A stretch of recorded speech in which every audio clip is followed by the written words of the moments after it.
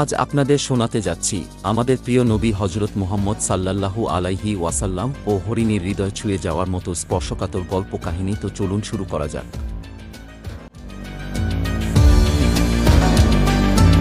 ইসলামের নবী হযরত মুহাম্মদ সাল্লাল্লাহু আলাইহি ওয়াসাল্লাম ছিলেন মানবতার শ্রেষ্ঠ আদর্শ। তার জীবন ও কর্ম অসংখ্য শিক্ষণীয় কাহিনী দিয়ে সমৃদ্ধ। এই কাহিনীগুলি মুসলিম উম্মাহর জন্য একটি মহৎ শিক্ষা প্রদান করে। তার জীবনের প্রতিটি ঘটনা, প্রতিটি মুহূর্তই মানবজাতির জন্য গুরুত্বপূর্ণ নির্দেশনা বহন করে। এর মধ্যে অন্যতম একটি গল্প হল হযরত মুহাম্মদ সাল্লাল্লাহু আলাইহি ওয়াসাল্লাম এবং একটি হরিণের ঘটনা, যা তার দয়া, উদারতা এবং করুণা প্রদর্শন করে। এই কাহিনীটি একটি মরুভূমির ঘটনা, যেখানে একটি হরিণ শিকারীর ফাঁদে ধরা পড়েছিল। শিকারী হরিণটিকে ধরে বেঁধে রেখে চলে গিয়েছিল। হযরত মুহাম্মদ সাল্লাল্লাহু আলাইহি ওয়াসাল্লাম তখন সেই পথে চলছিলেন এবং হরিণটির কষ্ট দেখে তার মনের মধ্যে দয়া ও করুণা জেগে ওঠে। তিনি হরিণটির দিকে এগিয়ে গিয়ে দেখলেন যে এটি বেশ অসহায় এবং ভীত।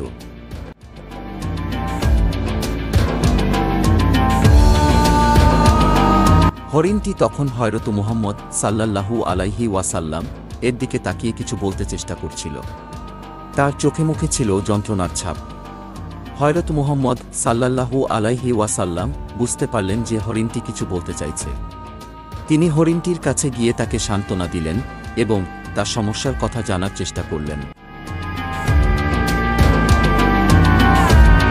হরিণীটি তখন অলৌকিকভাবে কথা বলতে শুরু করল।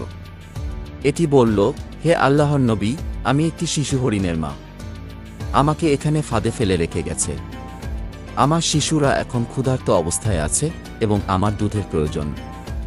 আপনি কি আমাকে মুক্তি দিতে পারেন, যাতে আমি আমার সন্তানদের দুধ পান করাতে পারি এবং তারপর ফিরে আসতে পারি?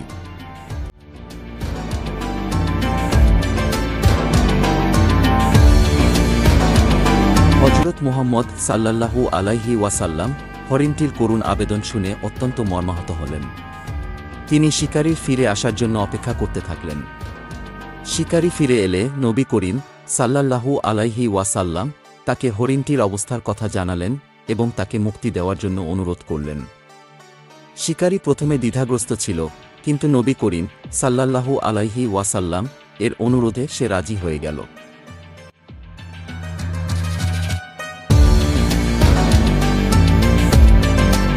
নবী করিম সাল্লাল্লাহু আলাইহি ওয়াসাল্লাম শিকারীকে প্রতিশ্রুতি দিলেন যে হরিণটি ফিরে আসবে এবং তার কোনো ক্ষতি হবে না।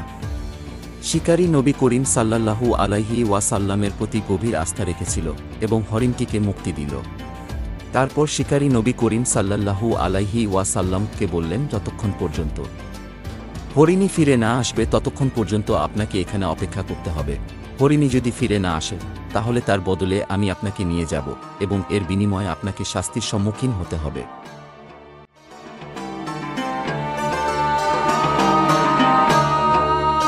হরিণটি মুক্তি পেয়েই দ্রুততার সাথে তার বাচ্চাদের কাছে ছুটে গেল। সেখানে গিয়ে সে তার বাচ্চাদের দুধ পান করালো। অতঃপর হরিণী তার বাচ্চাদের জানালেন যে সে নবী করিম সাল্লাল্লাহু আলাইহি ওয়াসাল্লামকে শিকারের জিম্মায় রেখে এসেছেন, তাই সন্ধ্যা হওয়ার পূর্বে তাকে সেখানে ফিরে যেতে হবে। এ কথা শুনে হরিণের বাচ্চারা কান্না শুরু করে দিবে এবং তারা বলল, তাহলে আমরাও তোমার সাথে যাব, তুমি না থাকলে আমাদের বেঁচে থাকার কোনো মানে হয় না। হরিণী ও তার বাচ্চারা সেই জায়গার উদ্দেশ্যে রওনা হয়ে গেল। এদিকে দেখতে দেখতে অনেক সময় পেরিয়ে গেল। বেলা গড়িয়ে সন্ধ্যা আগ মুহূর্তে উপনীত হল। তখন নবী করিম সাল্লাল্লাহু আলাইহি ওয়াসাল্লামকে উদ্দেশ্য করে শিকারী বললেন, কোথায় আপনার হরিণ? হরিণ হলো বনের পশু, সে কখনো ছাড়া পেলে আর কি ফিরে আসে? আপনি একজন আহাম্মক, এই বলে ভর্ৎসনা করতে লাগল। কিন্তু নবী করিম সাল্লাল্লাহু আলাইহি ওয়াসাল্লাম বললেন, হরিণী আমাকে কথা দিয়েছে, সে অবশ্যই ফিরে আসবে। তখন দেখা গেল একটি নয়, তার সাথে দুটো বাচ্চা নিয়ে হরিণী সেখানে এসে উপস্থিত হলেন।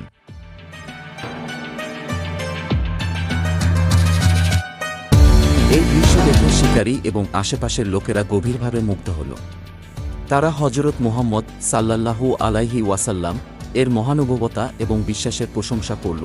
তখন নবী করিম সাল্লাল্লাহু আলাইহি ওয়াসাল্লাম শিকারীকে উদ্দেশ্য করে বললেন, হরিণী হল বনের পশু, সে তার কথার বরখেলাপ করে নাই।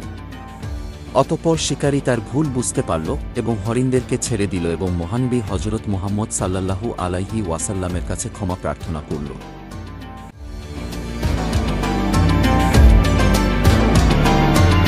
হযরত মুহাম্মদ সাল্লাল্লাহু আলাইহি ওয়াসাল্লাম এবং হরিণের এই গল্পটি আমাদেরকে শিক্ষা দেয় যে দয়া, করুণা এবং উদারতা মানবজীবনের অপরিহার্য গুণাবলী। ইসলামের প্রকৃত সৌন্দর্য এই গুণগুলির মাধ্যমেই প্রতিফলিত হয়। আমরা যদি হযরত মুহাম্মদ সাল্লাল্লাহু আলাইহি ওয়াসাল্লামকে এর জীবন ও কর্ম থেকে এই গুণগুলি গ্রহণ করতে পারি, তাহলে আমাদের ব্যক্তিগত এবং সামাজিক জীবন আরও সুন্দর এবং শান্তিময় হয়ে উঠবে।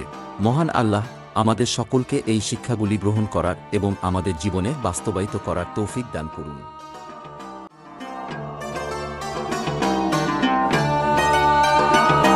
এর মাধ্যমে শেষ হল হযরত মুহাম্মদ সাল্লাল্লাহু আলাইহি ওয়াসাল্লাম ও হরিণীর কাহিনী।